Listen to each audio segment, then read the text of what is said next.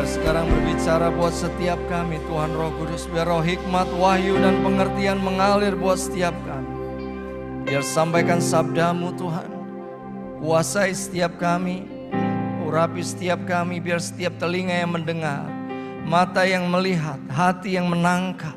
Biar siang hari ini setiap kami diubahkan menjadi pribadi yang luar biasa. Menjadi pelajar-pelajar, mahasiswa-mahasiswa yang takut akan Tuhan. Yang mengerti kehendak Tuhan pada zaman setiap kami. Terima kasih Tuhan, terima kasih. Siang hari ini juga kami mau berdoa buat saudari kami Karen ya Allahku, yang mamanya berpulang ke surga. Ibu Iren ya Allah, kami berdoa di dalam nama Yesus, biarlah kekuatan yang dari Tuhan. Biar penghiburan yang dari Roh Kudus itu yang menyertai keluarga yang ditinggalkan. Ayahnya Pak Diman dan semua saudara-saudarinya Tuhan. Biar kekuatan yang daripada Tuhan mengalir siang hari ini Tuhan. Terima kasih Tuhan, terima kasih Tuhan, terima kasih. Terima kasih ya Allahku. Biar hanya di dalam nama Yesus kami mau kembalikan segala hormat, pujian, kemuliaan hanya bagi Engkau. Tuhan dan Raja setiap kami. Semua yang diberkati Tuhan katakan. Amin. Silakan duduk di dalam hadirat Tuhan.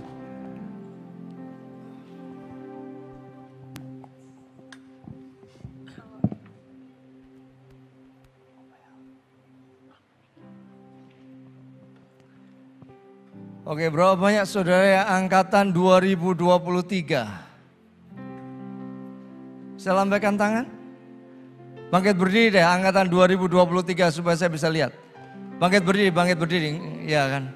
Bangkit berdiri, ya 2023, ya 2023. Oke, silakan duduk. Ya, sejujurnya siang hari ini saya punya tema, ini bukan hanya buat teman-teman dari angkatan 2023. Tetapi saya berdoa betul bahwa kebenaran firman ini akan memerdekakan setiap saudara. Dan setiap saudara itu boleh menangani salah satu talenta yang luar biasa yang Tuhan percayakan di tangan kita, yaitu studi kita. Katakan sama-sama dengan saya, talentaku adalah studiku. Amin. Siang hari ini saya mau perkenalkan sebuah kata bahwa studi saudara adalah talenta yang Tuhan percayakan di tangan saudara. Yang percaya katakan amin. Oke, siang hari ini saya punya tema adalah excellent student. Bulan ini kita punya tema bulan excellent. Dan siang hari ini pada waktu saya bergumul, pada waktu saya datang kepada Tuhan, salah satu kata yang muncul adalah excellent student. Kenapa kok saya sampaikan ini? Ya kan, kenapa saudaraku? Saya berdoa. Mari kita lihat PowerPoint. Saya berdoa biar melalui studi saudara, Tuhan Yesus itu dimuliakan.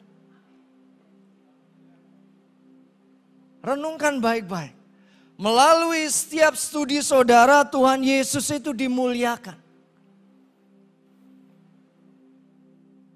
Amin. Buat saudara yang sudah angkatan 2022, 2021, 2020, 2019 dan di atasnya, saudaraku mari taruh di dalam hati kita. Berikan pertanyaan di dalam hati kita, studiku memuliakan Tuhan atau tidak ya? Yang kedua adalah saya berdoa saudara menjadi pribadi yang bertanggung jawab atas talenta yang Tuhan percayakan, yaitu studi saudara. Tidak peduli talentanya 5, 2 atau 1, tetap saudaraku, saudara dan saya dipercaya oleh Tuhan sebuah talenta, yaitu yang namanya studi. Itu investasi yang diberikan bukan cuma oleh orang tua, tetapi oleh Tuhan. Dan biar siang hari ini kebenaran demi kebenaran ini membuat setiap kita menjadi pribadi yang bertanggung jawab atas talenta yang Tuhan kasih.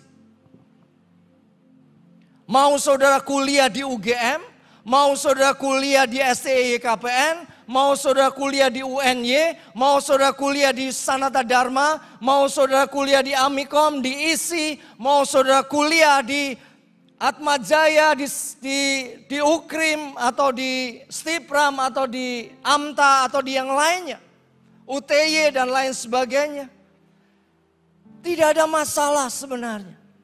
Kampus dimanapun saudara kuliah itu tidak pernah menentukan. Tetapi kalau saudara menjadi pribadi yang bertanggung jawab atas setiap studi yang Tuhan percayakan. Dan saudara melihat bahwa itu menjadi sebuah talenta yang Tuhan percayakan di dalam hidup setiap saudara. Itulah kuncinya. Yang mengerti katakan amin. Karena itu jangan berkecil hati. Kalau saya kuliah di kampus yang tidak ternama, tidak ada masalah. Yang menentukan adalah respon saudara, tanggung jawab saudara, peran saudara bersama Tuhan, berjalan untuk melakukan setiap harinya studi saudara. Buat teman-teman yang SMA, yang SMP, mungkin tidak banyak dari kalian yang sekolah di sekolah negeri, tidak ada masalah. Saya tidak bicara oh ini hanya dikhususkan untuk sekolah-sekolah ternama. Tidak. Tetapi saya berdoa betul. Saudara dan saya. Emang kakak mau kuliah lagi? Siapa tahu? Ya kan? Siapa tahu? Tapi anak saya baru kuliah, gak mungkin saya rebutan pembiayaan. Biarkan dia kuliah, lakukan yang terbaik dan selesaikan dengan tuntas. Dan selesaikan yang terbaik. Berapa banyak yang mau bertanggung jawab dengan studinya? Lambaikan tangan. Amin. Yang ketiga, saudara mengerjakan studimu dengan excellent. Nanti kita lihat one by one. Bagaimana kita bisa mengerjakan dengan excellent. Yang keempat, studimu menjadi kesaksian, bukan menjadi batu sandungan. Yang mengerti katakan amin. Teman-teman saudara gak akan pernah lihat bagaimana saudara nyembah Tuhan di sini. Teman-teman saudara tidak akan bakalan melihat bagaimana saudara menari di sini. Yang mereka lihat adalah bagaimana setiap harinya saudara tangani studi saudara di kampus ataupun di sekolah saudara. Kesaksian yang paling hidup adalah bagaimana cara you tangani studimu. Itu menjadi kesaksian. Reputasi saudara ditentukan di kampusmu. Apakah reputasi penting? Betul, penting. Kalau saudara baca kitab Rut, reputasi Rut itu terkenal di Bethlehem. Seluruh Bethlehem ngerti itu. Ada seorang wanita Moab yang reputasinya, dia dukung perempuan yang menjadi ibu mertuanya, walaupun janda. Dia tinggalkan Tuhannya, dia kembali kepada Allah Jehovah. Yang kita kenal di dalam nama Yesus sekarang. Reputasinya dikenal. Bagaimana dia rajin. Saudaraku, reputasi kita pertaruhkan. Sebagai anak-anak Allah yang maha tinggi di kampus kita, di sekolahan kita. Yang kelima, layani orang tuamu melalui studimu. Kita mesti punya sikap mental yang benar. Bukan cuman kayak gini. Pada waktu kiriman belum datang. Tetapi saudara kayak gini. Untuk berikan hasil yang terbaik buat orang tuamu. Yang percaya katakan amin. Setiap semester saya kirimkan kartu hasil studi saya. Sayang saya sudah gak punya simpenan kartu hasil studi. Tetapi setiap semester saya kirimkan. Kepada kakak ipar saya membiayai saya. Saya tahu diri saudaraku. Saya orang yang tidak akan pernah bisa kuliah. Kalau kakak saya tidak berkemurahan hati untuk menyekolahkan saya. Papi mami saya sudah pensiun. Sudah terlalu tua untuk bekerja. Tapi detik di mana saya mendapatkan kemurahan untuk saya kuliah. I'll do in my best. Saya rindu setiap saudara layani orang tuamu. Selain layani Tuhanmu dengan studimu. Saya ngomong sama dua anak saya. Harusnya studimu adalah penyembahanmu kepada Tuhan. Bukan cuma selama 1 kali 2 jam pada waktu saudara beribadah. Bukan cuma pada waktu saudara komsel. Bukan cuma pada waktu saudara saat teduh. Tetapi penyembahanmu adalah studimu. How to treat. Saudara punya mata pelajaran. Amin. Penyembahan saudara itu sebenarnya. Kata penyembahan pertama itu ada di kitab Kejadian pasal yang kedua.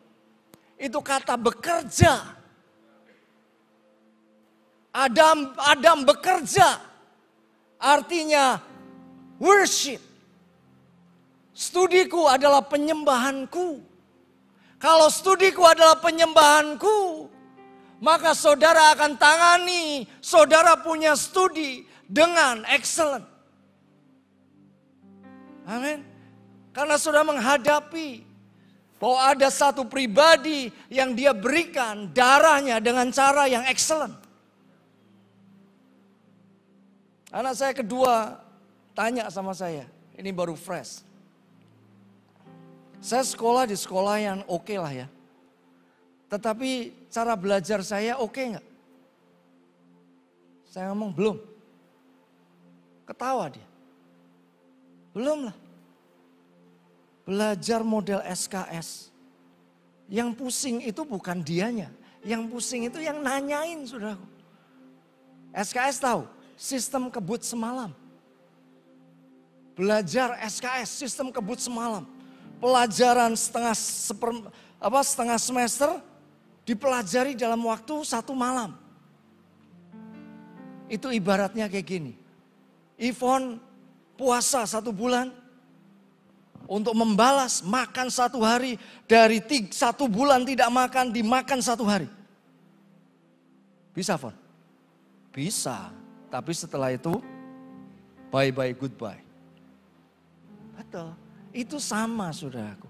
Mari kita berubah dalam kita menangani studi kita. Supaya kita bisa mendapatkan hasil yang terbaik. Proses tidak pernah mengkhianati hasil, saudaraku. Amin. Proses itu tidak pernah mengkhianati hasil, saudara. Berikutnya, sukses di dalam studi itu sangat mudah. Asal tahu rahasianya, kunci-kuncinya dan strateginya. Saya bukan orang yang lulus dengan cum laude, enggak. Gak usah minder, saudara. IPK saya 3,35. Kak Polin 2,99. Ya kan, waktu itu dia mau ngulang, dia ngomong boleh gak aku ngulang? Gak usah lah. 3 kepleset kok, gak apa-apa. Ya. Saudaraku, saya punya teman-teman yang IPK 3,98, 3,96, 3,8 sekian. Itu teman-teman saya dan fine, saudaraku. Kalau saudara mau sukses di dalam studi, kenal rahasianya. Kenal kuncinya. Seperti halnya saudara masuk ke ruangan ini gampang. Asal punya kunci. Saudara nggak punya kunci, saudara kan gedor-gedor. Saudara mau masuk kamar kos saudara bisa gampang. Asal punya kunci. Sama. Studi yang sukses itu mudah. Asal tahu kuncinya. Asal tahu rahasianya. Nah, saya mau perkenalkan yang namanya excellent di sini. Excellent di dalam bahasa umum ya. Disebutnya sebagai unggul, istimewa, baik sekali, bermutu, ulung dan bermutu tinggi. Masih ada cukup banyak yang lain sebenarnya, tapi saya ambil beberapa ini. Saya berdoa saudaraku setiap kita menangani studi kita sehingga studi kita unggul. Istimewa, baik sekali, bermutu. Bahkan setiap saudara menjadi pribadi-pribadi yang ulung dan bermutu tinggi di dalam menangani setiap pelajaran, setiap mata kuliah. Tidak ada yang namanya dosen killer. Tidak ada. Yang ada adalah kita tidak pernah menguasai mata kuliah. Itu yang lebih jujur.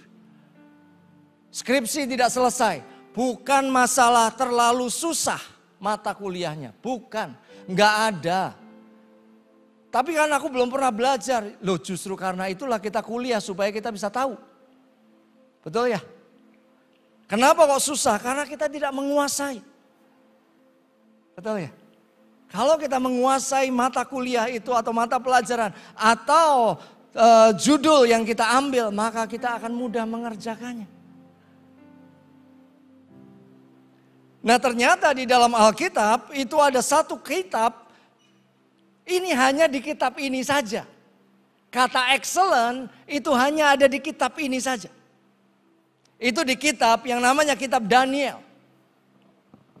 Kalau saudara ketemu dengan excellent yang saya maksud di sini yang ada di Daniel, itu sepanjang kitab Daniel, saudara akan temukan beberapa kata yang sama, artinya adalah excellent. Nah inilah yang kita mau pelajari. Kita mau belajar dari satu orang muda. Orang muda ini dibuang, ya kan? Berapa banyak saudara yang dilempar ke Jogja merasa saudara seperti anak buangan? Adakah? Wah orang tuaku sepertinya membuang saya di Jogja. Bersyukur, saudara nggak sendirian. Ada Daniel nih, dibuang ke Kasdim. Ya kan? Saudara dia dibuang di masa remajanya. Waktu dia dibuang, dia dididik selama 3 tahun. Sama, 3 tahun, 4 tahun saudara akan dididik di kota ini. Bukan cuma oleh kampus, tapi oleh Fire Community juga. Amin. Supaya apa? Supaya saudara siap keluar dan saudara menjadi pemimpin masa depan buat bangsa ini. Kalau cuma pintar dan tidak takut akan Tuhan, itu banyak. Tapi kalau cuma takut akan Tuhan, tidak excellent dalam studi, itu menjadi batu sandungan. Yang betul adalah saudara takut akan Tuhan dan saudara excellent di dalam studi. Yang percaya katakan amin. Itu yang sehat saudara. Amin. Saudaraku, Daniel pasal 6 ayat yang ketiga. Maka Daniel ini melebihi para pejabat tinggi dan para wakil raja itu karena ia mempunyai roh yang luar biasa. Dan raja bermaksud untuk menempatkannya atas seluruh kerajaannya. Then this Daniel was preferred above the presidents and princes because an excellent spirit was in him. And the king thought that to set him over the whole realm. Saudaraku, apa yang membedakan Daniel dengan teman-teman sebangsanya? Yaitu roh yang luar biasa. Saya mau ajak mari sama-sama kita baca di Daniel pasal yang ke-6. Ayat yang pertama sampai yang ke-3 supaya kita bisa tahu seluruh ceritanya seperti apa. Daniel pasal yang ke-6 ayat yang pertama. Lalu berkenanlah Darius mengangkat 120 wakil-wakil raja atas kerajaannya. Tulis 120. Mereka akan ditempatkan di seluruh kerajaan. Ayat yang kedua, membawai mereka diangkat pula 3 pejabat tinggi. Di atas 120 ada 3 orang pejabat tinggi. Dan Daniel adalah salah satu dari ketiga orang itu. Berarti Daniel itu membawai 120. Betul ya? Karena Daniel salah satu dari 3 orang itu. Tetapi Alkitab itu terus tuliskan. Kepada mereka lah para wakil-wakil raja harus memberi pertanggungan jawab supaya raja jangan dirugikan. Ayat yang ketiga. Maka Daniel ini melebihi para pejabat tinggi dan para wakil raja itu. Jadi posisinya 120, 2 orang dan ada 1 orang yang namanya Daniel. Dan Alkitab katakan karena ia mempunyai roh yang luar biasa. Kalau dalam bahasa Indonesia kayak gitu ya. Ini terjadi karena apa? Karena, jawabannya ini. Daniel kenapa diangkat melebihi 2 orang dan melebihi 120 orang? Karena dia punya roh yang luar biasa. Inilah kali pertama Spirit of Excellence yang dideklar oleh Tuhan di dalam hidup Daniel. Nah, arti kata excellent di dalam bahasa Ibraninya itu yatir, dari bahasa yatir. Sama saudaraku. Preeminent, surpassing, extraordinary. Unggul, melampaui, dan luar biasa. Saudaraku, itu yang Tuhan rindukan. Itu yang Tuhan maui saat kita menangani setiap studi kita. Saat kita bertanggung jawab, saat kita mengerjakan setiap studi saudara. Saudaraku, saya orang tua yang sudah punya anak dan anak itu kuliah. Anak saya yang pertama sama anaknya Kak Budi Pras itu sama. Selisih hari, 1 hari doang kelahirannya. Jadi sama-sama di semester 3 sekarang. Saudara mesti mengerti sebuah pergumulan orang tua membiayai anak. Kalau saudara ada di posisi orang tua, saudara akan tangani setiap studi saudara dengan excellent. Saudara tidak bermain-main dengan yang namanya waktu saudara. Amin. Berapa banyak mau yang lakukan yang excellent. Karena itu rahasia. Daniel menjadi excellent dan dia ada di puncak. Sebelum kita lihat bagaimana sih kita mengembangkan sikap yang excellent ini. Lalu kita lihat satu lagi. Kalau kita tidak bisa bertanggung jawab dengan apa yang kelihatan, lanjutkan. PowerPoint-nya. Kalau kita tidak bisa bertanggung jawab dengan apa yang kelihatan, yaitu dalam studi kita, ada kemungkinan kita tidak akan pernah bisa bertanggung jawab dengan harta rohani. Pewahyuan, jiwa-jiwa, visi, dan kebangunan rohani. Simpel seperti ini. Kalau saudara tidak bisa hormat dengan pemimpin di atas saudara, bisa jadi kita tidak pernah hormat dengan yang namanya Tuhan. Yang mengerti katakan amin. Amin. Saudaraku, tangani studi kita. Lakukan yang terbaik.